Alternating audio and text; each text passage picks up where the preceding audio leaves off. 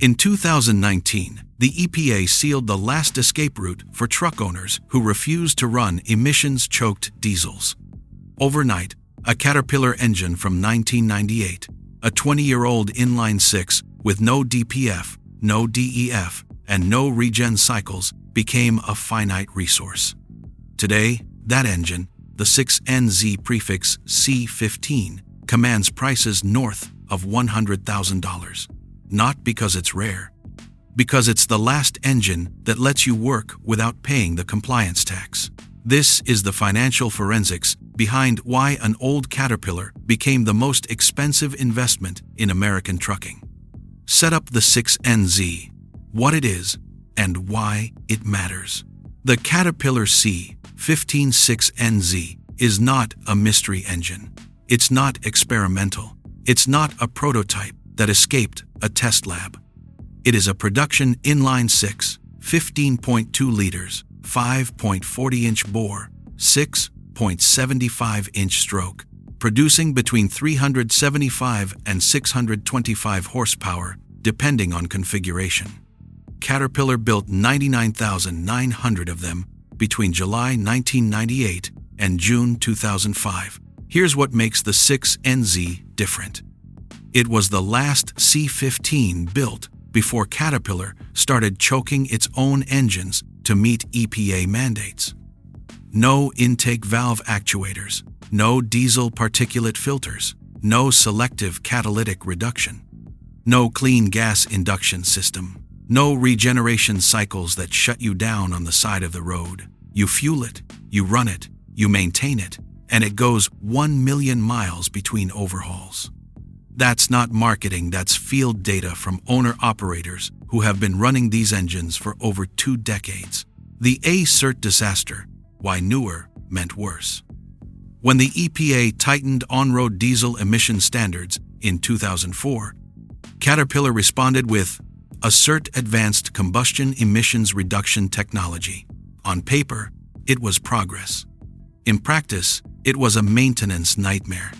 The A-Cert C15s, starting with the BXS prefix in March 2003, introduced twin turbos, variable valve actuators, and a regeneration system that required the engine to literally burn off accumulated soot in the exhaust while you drove.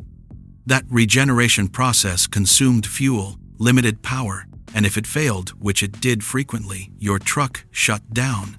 Not reduced power, shut down. Dead on the highway. Intake valve actuator failures became so common that 2004 through 2006 A-Cert engines developed a reputation that diesel mechanics still talk about. Defective sensors, injector failures, fuel line problems, clean gas induction malfunctions. Every new emissions component was a new failure point, and every failure point was a new bill. So what did an owner-operator do when a 2005 A-Cert C15 cost him $4,000 in unplanned sensor replacements in a single quarter? He looked backward. He looked for a 6NZ. The glider loophole, how truckers escaped. The answer was a glider kit.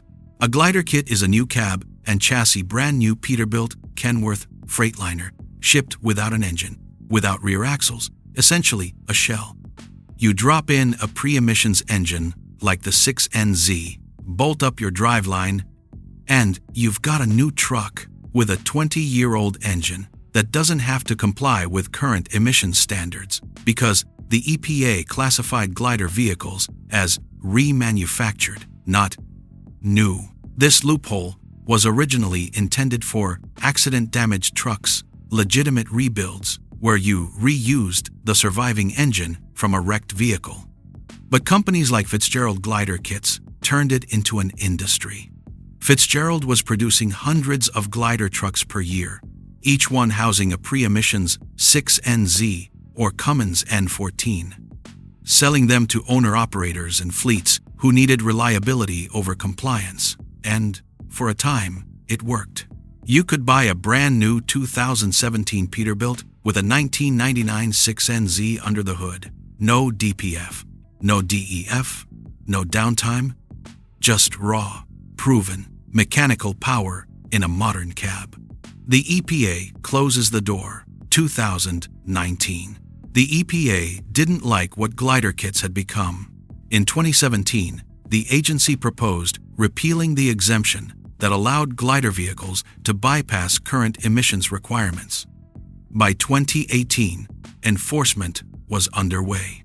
And on July 1, 2019, Peterbilt, Kenworth, and Freightliner stopped manufacturing glider kits entirely. Pattern interrupt. That date is the fulcrum. Everything before July 1, 2019, the 6NZ supply was replenishable. You could always build another glider. You could always find a 6NZ core and drop it into a new chassis. Everything after that date, the 6NZ, became a fixed quantity asset. No more new trucks would ever house a pre-emissions Caterpillar again. No more glider loophole. No more escape route. Caterpillar had already exited the on-highway engine market in 2009. They stopped building truck diesels entirely.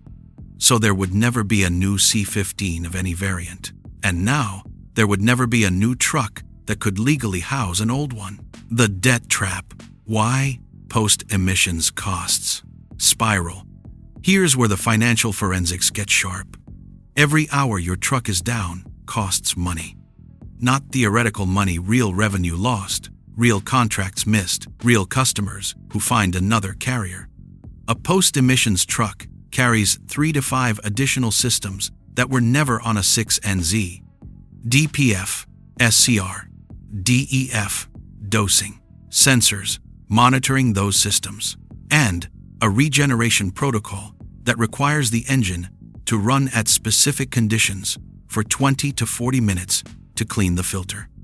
If that protocol fails, if a sensor misreads, if the DEF crystallizes, if the DPF cracks, you're on the side of the road, not gradually losing power. Stopped. Owner-operators with post-emissions trucks report unplanned repair costs averaging $8,000 to $12,000 per year on emissions components alone. That's on top of normal maintenance. That's on top of the higher purchase price they already paid for the compliant truck. It's a debt trap. Each compliance system adds cost. Each cost reduces margin. Each margin reduction pushes you closer to the shop, and each shop visit pushes you closer to insolvency. The $100,000 rationale. So why is a 6NZ worth $100,000? Because it eliminates the debt trap. Run the math. A 6NZ in a glider, Peterbilt no DPF replacement, at $4,000 every 200,000 miles. No DEF consumption at 2 to 3% of fuel volume. No unplanned sensor failures. No regeneration downtime. No shop visits that weren't on your schedule. Over a 5-year ownership window, a pre-emissions 6NZ saves an owner-operator between $30,000 and $50,000 in avoided emissions costs alone. Add the uptime advantage, a truck that runs when you need it, every time you need it. And the 6NZ isn't a nostalgia purchase. It's a rational financial decision. $100,000 for a pre-emissions C15 isn't a collector's premium. It's the market pricing in the total cost of compliance that you'll never have to pay. And the supply is fixed. 99,906 NZ engines were built. No more will ever be built. No more will ever be legally installed in a new truck. Every 6NZ that goes out of service reduces the pool. Every owner who rebuilds one and keeps running it removes it from the market. Scarcity plus utility equals price. That's not sentiment. That's economics. The 6NZ Caterpillar isn't a story about nostalgia for old iron. It's a story about what happens when regulation removes an escape route and the market recalibrates. When the EPA closed the glider loophole, it didn't just eliminate a manufacturing practice. It created a finite asset class. The engines that were already out there, already running, already proven, became the only way to operate without the compliance tax. And the market responded. $100,000 for a 20-year-old engine sounds insane until you calculate what the alternative costs you over 5 years. Then it sounds like the smartest money you ever spent.